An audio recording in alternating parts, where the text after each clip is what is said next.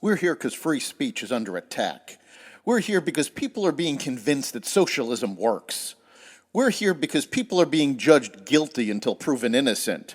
We are fighting back with facts. This is not a safe zone, so buckle up, Buttercup. This is the raw, naked truth.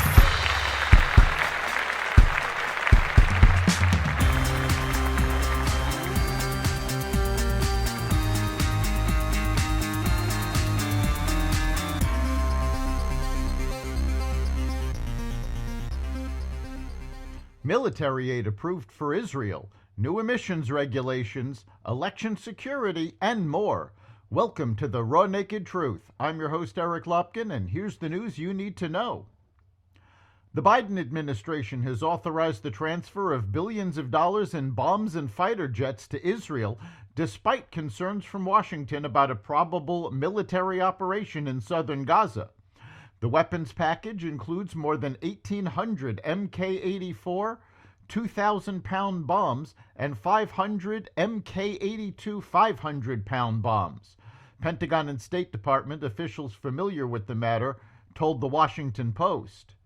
A State Department official told Fox News Digital that fulfilling an authorization from one notification to Congress can result in dozens of individual foreign military sales cases across the decades-long life cycle of the congressional notification. President Biden was slammed Saturday after marking Easter Sunday, the most solemn Christian holiday, as Transgender Day of Visibility. Prominent Christians, politicians, and commentators flooded social media platforms with criticism after the announcement from the White House. While March 31st has been designated to honor the transgender movement since Biden took office, this year it falls on Easter Sunday, one of the most important days for Christians as they celebrate the resurrection of Jesus Christ. Tennessee Republican Representative Diana Harshbarger said the announcement was intentional and slammed it as a blatant disregard. This is a direct assault on Christianity. It's evident the left is determined to undermine our religion and traditions, she wrote on X. This isn't just blatant disregard, it's intentional. Conservative commentator Benny Johnson shared a screenshot of the White House statement, writing alongside it, "What a slap in the face to all Christians in America."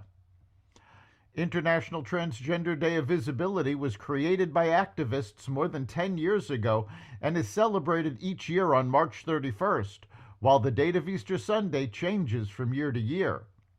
There are at least 28 other related holidays celebrated in the U.S., including International Asexuality Day, International Day of Pink, Day of Silence, Harvey Milk Day, Pansexual and Panromantic Awareness Day, and International Drag Day. There are also entire months devoted to LGBT causes or commemorations, including Pride Month in June, LGBT History Month in October, and Transgender Awareness Month in November.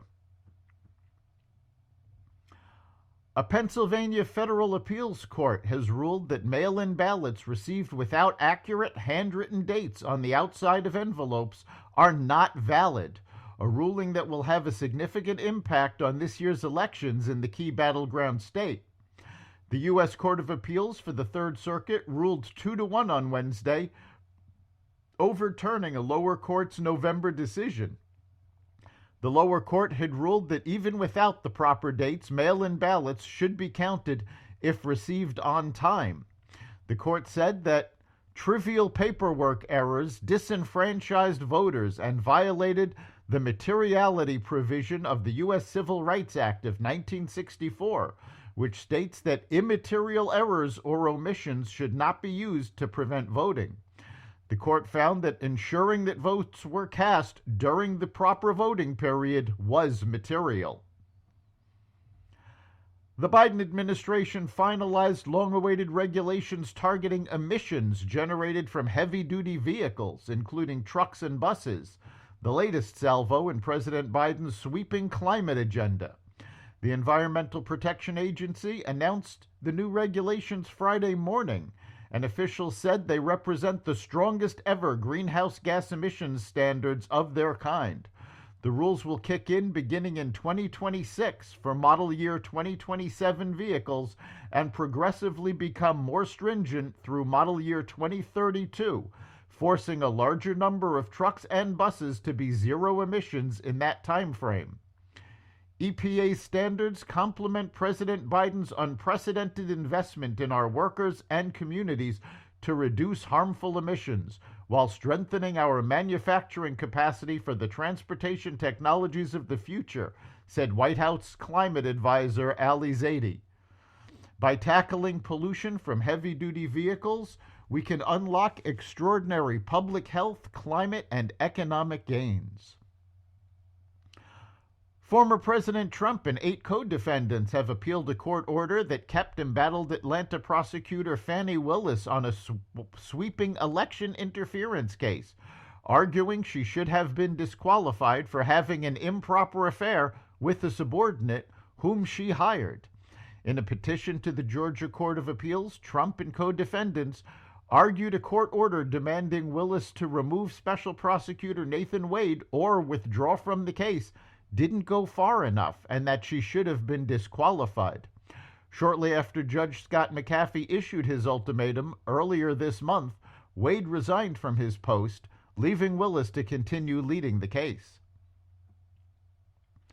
A federal judge has stopped a Southern Oregon city attempt to shut down a church's homeless meal service, ultimately ruling against the city government in a key First Amendment case.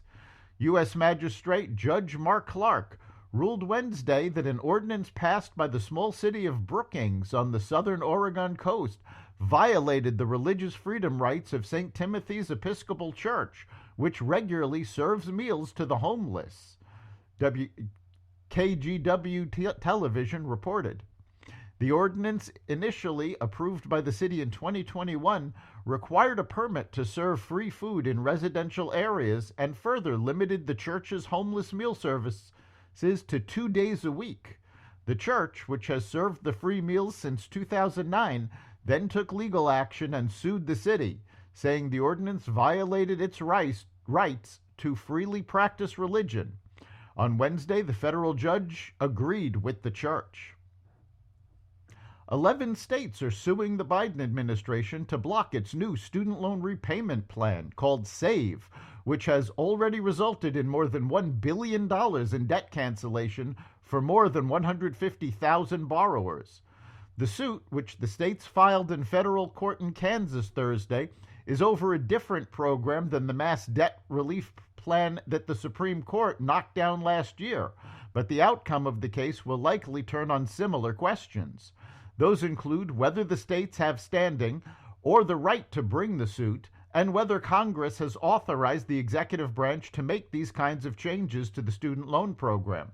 The White House launched the Saving on a Valuable Education, or SAVE plan, last year, touting the plan as part of their broader efforts around student debt relief following the Supreme Court's decision to strike down the administration's initial mass debt forgiveness plan. That's the Raw Naked Truth. You can catch every episode of the Raw Naked Truth at xvadio.com, the Apple Podcasts app, Google Podcasts, Spotify, iHeartRadio, Audible, Amazon Music, and other platforms that respect freedom of speech. We'll see you next time.